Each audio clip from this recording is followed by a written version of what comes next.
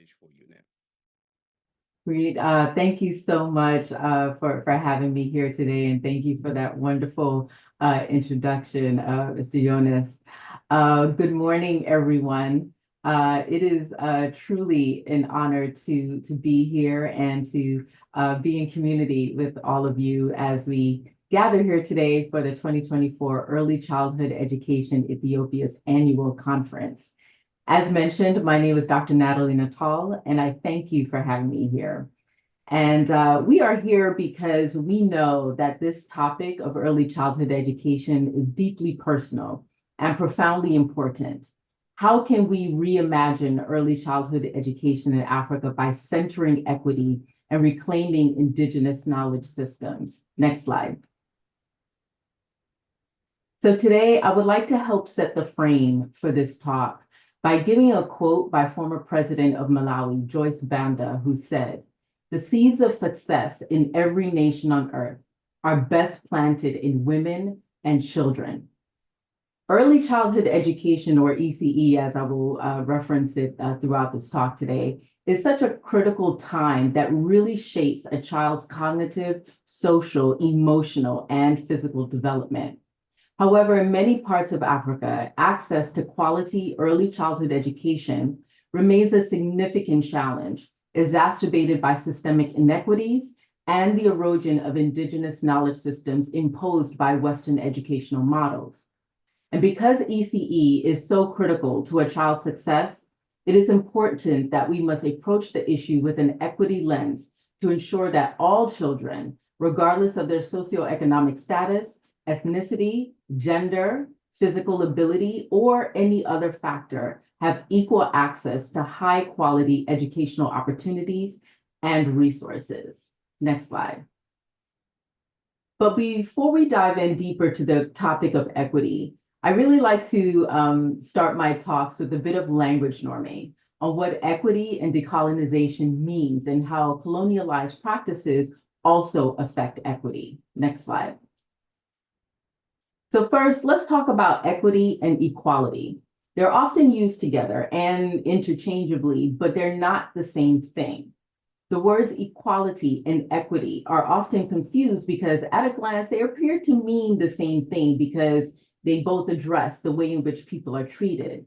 Equality is about giving everyone the same thing. However, equality only works if everyone is given the same thing and starting from the same place.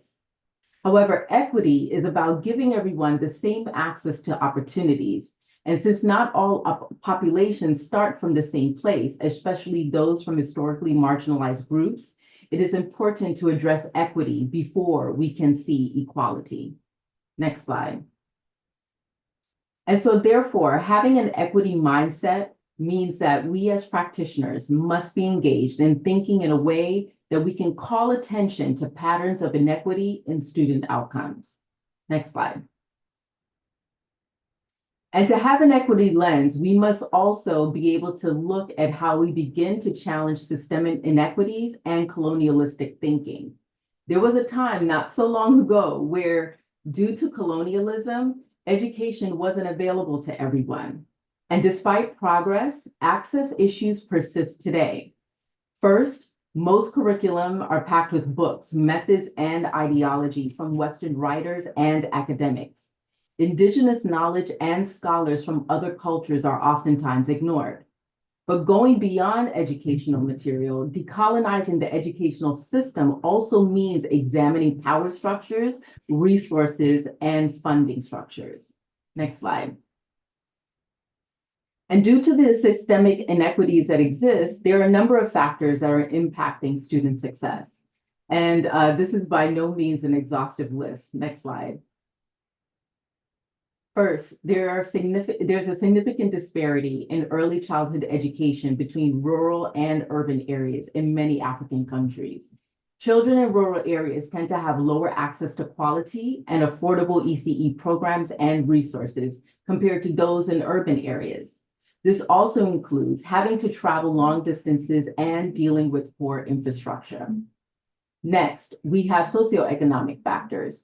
Children from low-income families and those living in poverty often have limited access to ECE programs and face challenges such as food insecurity and housing insecurity, which can hinder their development and learning. You also have discriminatory social norms and cultural practices, which can prevent certain groups like girls, disabled children, and ethnic minorities from accessing. And it also includes other norms such as prioritizing boys' education and labor expectations on children. Also, limited access to digital tools and internet connectivity restricts students from being able to benefit from modern educational resources, thereby contributing to the equity gap and the digital divide. You also have a lack of parental education.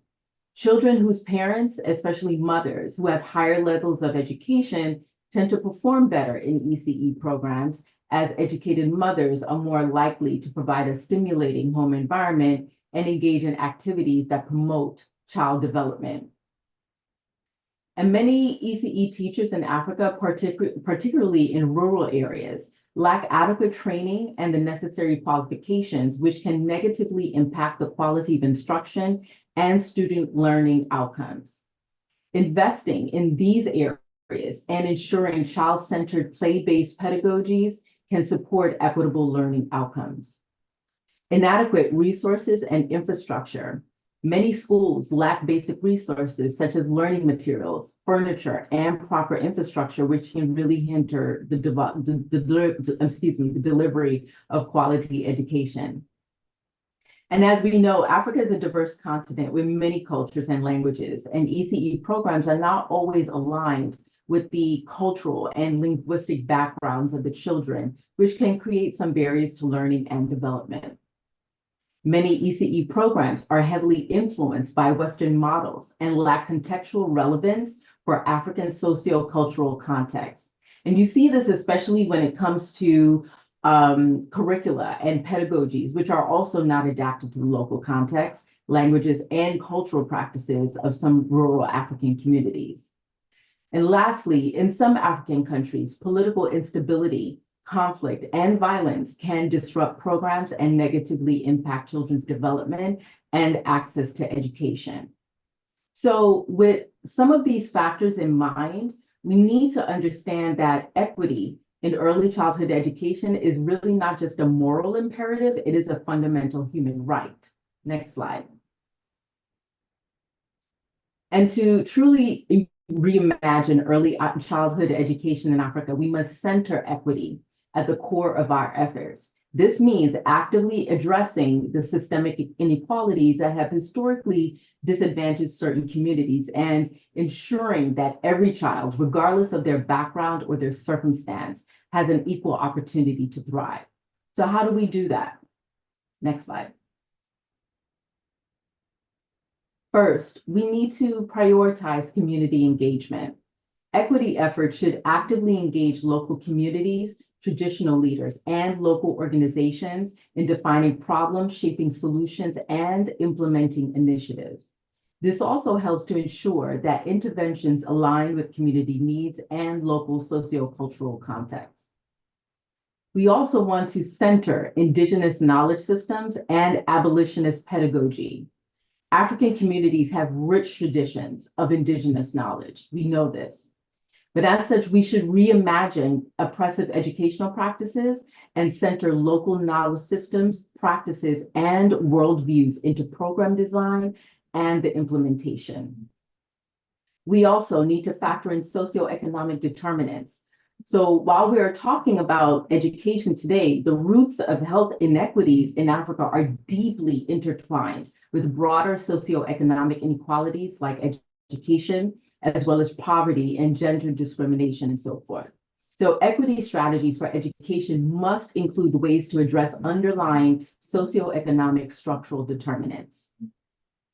And next, we want to use data to guide practice. Becoming more data informed is helpful in being able to identify any gaps, leverage resources, personalize learning, monitor educational outcomes, and evaluate policy effectiveness.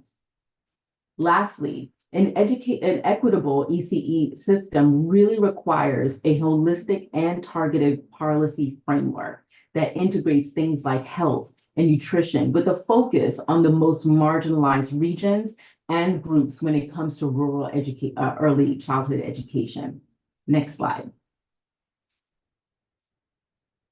And next, we know that there are a lot of global agencies that have been providing aid to Africa with a specific focus on education. And while there are some benefits to global aid, a lot of the large organizations' programs and policies tend to reflect Western priorities and interests with what they feel are important as opposed to getting an understanding of what the local needs are.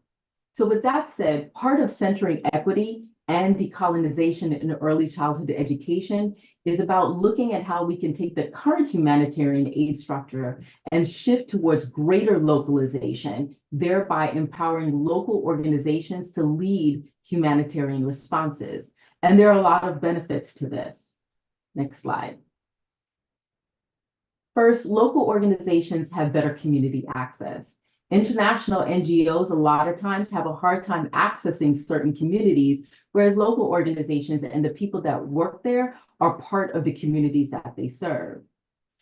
Local charities are more likely to have a long-term presence and commitment to the communities they serve, ensuring the sustainability of their efforts beyond just short-term interventions. And next, local charities have a deep understanding of the specific challenges, the cultural nuances, and dynamics within their communities.